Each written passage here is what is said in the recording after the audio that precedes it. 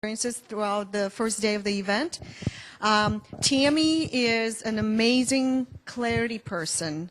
There is something about how her mind works that can, within 5 minutes with you, she'll be just basically uncluttering your mind. And that's her gift, I believe. And as a professional organizer in the past, she's now teaching others how to build virtual teams. And having a virtual team is wonderful, I have to tell you. I never knew that you could be a solopreneur and still have a team of your own. And hiring that first person can be a challenge. Not only financial challenge, but also right here. If you've never hired anybody in your life, if you never hired as a corporate person, it might be a bit of a stumbling block to make that first step and pay somebody else out of your pocket. Wouldn't you say that? Hiring the first person can be challenging. Tammy is going to show you how to overcome most of the obstacles, if not all, to hiring your first person and then build your virtual team to do a lot of the work for you, with you, and just accelerate your business growth at the speed of light. I want to welcome Tammy Burke.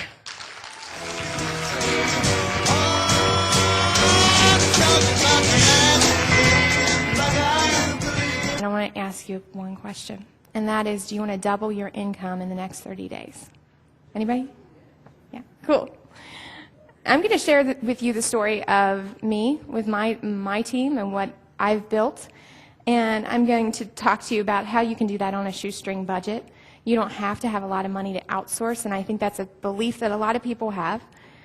And I'm also going to talk to you about the myths that might be holding you back, because Fran was sharing yesterday that it's all between the ears, and it really is. You know, you believe that you can't outsource, and there's a lot of beliefs reasons for that. We're going to go over some of those today, and you'll recognize yourself in some of these myths, and you'll start to understand that it is a myth. You don't have to believe that you can't outsource. There is no reason you can't, and I hope that when you get done with this session, you're running out the door and saying, who can I hire, and ready to do that.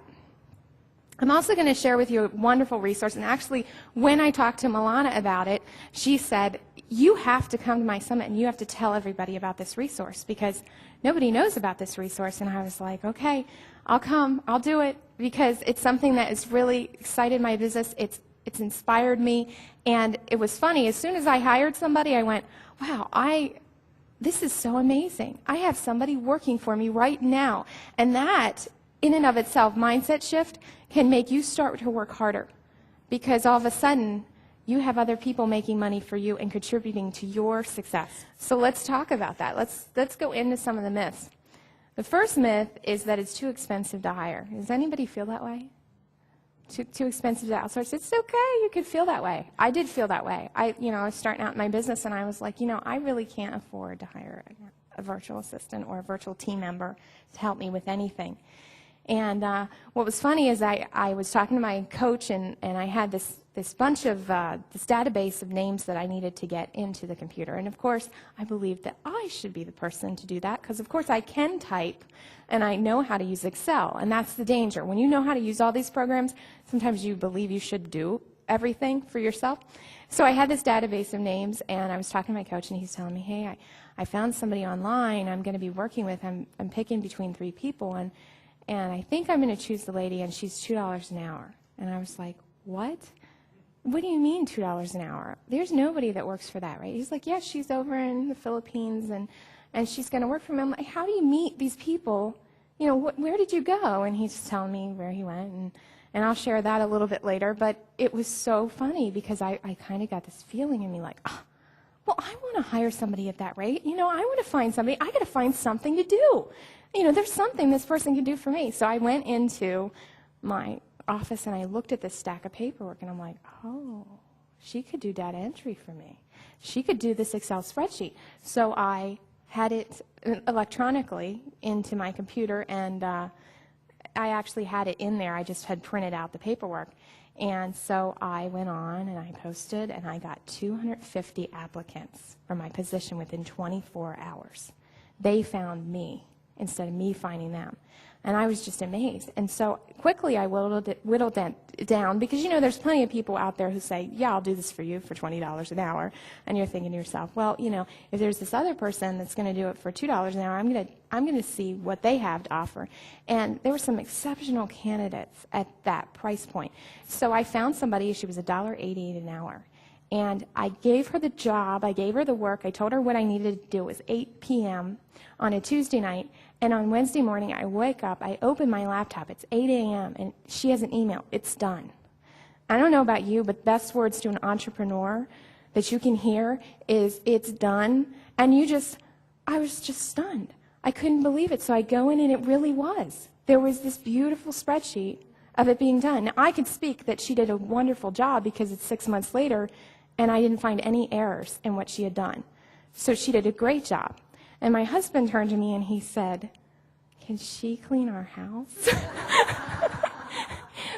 And the total price ended up being $6.51. She spent 3 hours on the project.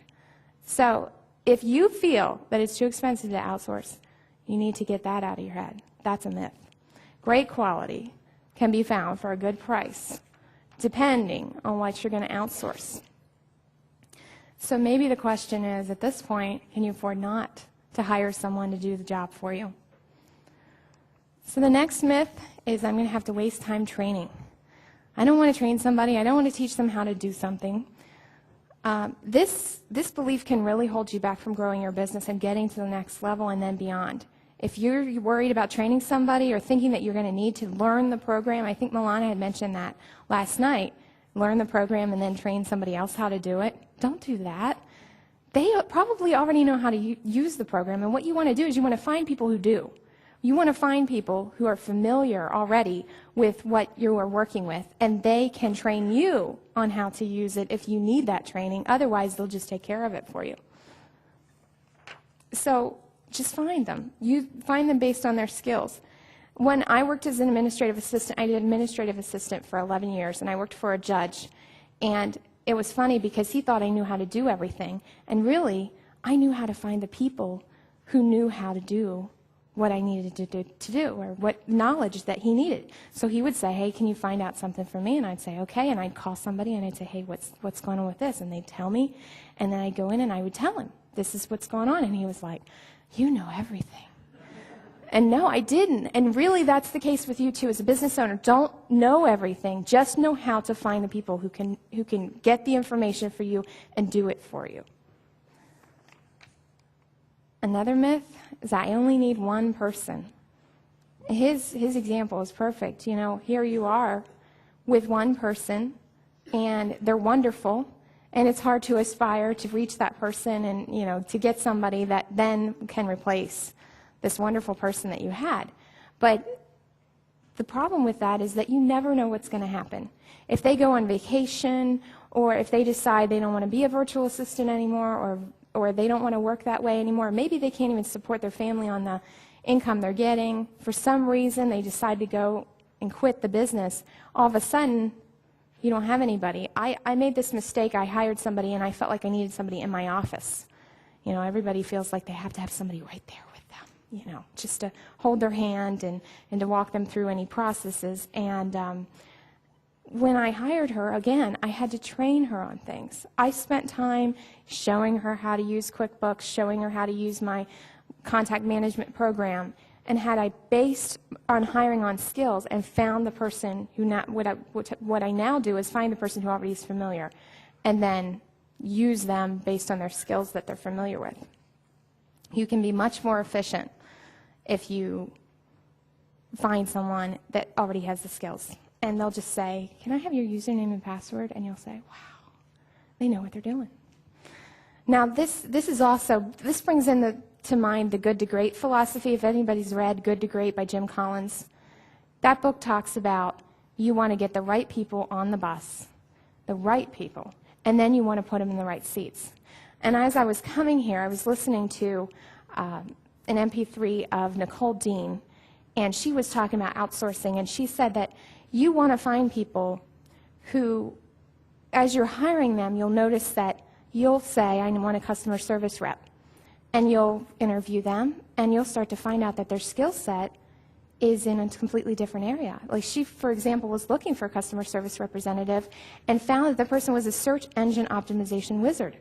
So she was like, you know everything about search engines. I'm going to use you for that. So she used her a little bit for customer service, but also the search engine optimization. She got somebody who really made her blog stand out. And so that's kind of the other thing, is that people don't even know their own skills sometimes. So as you're working with people and you find people in a skill set, you then want to make sure that as you're working with them, that you're paying attention to the conversation you're having, because a lot of times they will tell you that they're good with something, and it'll be something they love, and then they'll say, you're going to pay me to do this? And you'll say, yeah, you know, it's what you love. And that's how you retain people. That's how you keep people, too, is keep them doing what they absolutely love. Next myth is that it may be too hard to communicate. If you don't have somebody in your office, you can't talk directly to them. If they're across the world, you can't pick up the phone necessarily because they're 13 hours different. And so you might get hung up on that. The other thing is, you yourself might have a preference on how you communicate. And I don't know about you, but I like to pick up the phone, because sometimes I like to explain something to somebody. And so the way I get around that with communication is I know that about myself, and I make sure that some key players that I work with, I can pick up the phone and talk to, because that's important to me. But if you don't care about that, if you'd rather communicate by email, you have a little bit more freedom with some things. But there are people that I do communicate by email with, and I don't need to pick up the phone to talk to them, because the tasks they're doing for me don't require me to do that.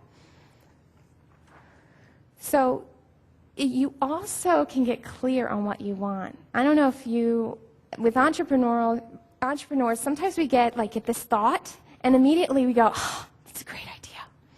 So then we want to go into telling somebody about it, and we want them to take care of it for us. And you were saying at the back that the virtual assistant said you weren't ready, to work with her. And sometimes that happens. They can say to you, there's no clarity here. I don't know what you're talking about. I don't know really what you want. You haven't even laid this out. You haven't taken the time to do that. And so it forces you as a business owner, if you need to email somebody, that you have to think about it a little bit longer before you actually say, I want this done.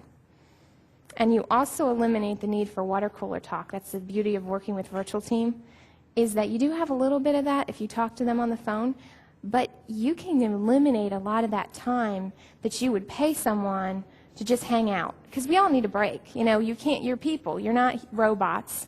But they can take that break if they're virtual, and it's not on your time. You're not paying them for that. Another myth that we believe is that we can't trust anyone online. And that's, hey, we're all online, aren't we?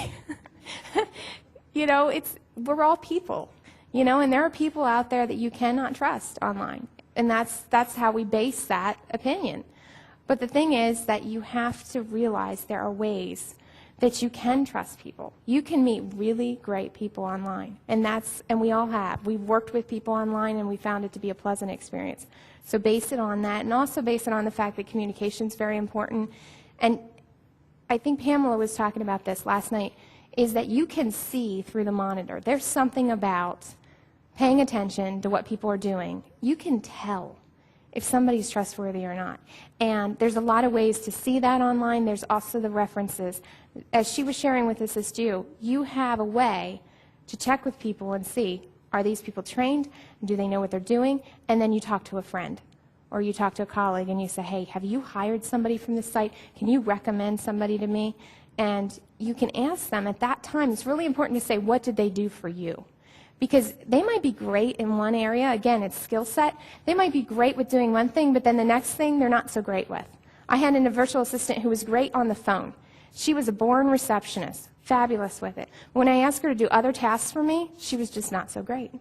And I had to pull her from those tasks after a while because I realized that wasn't her skill set. So find what you feel is best and pay attention to it when you're working with them.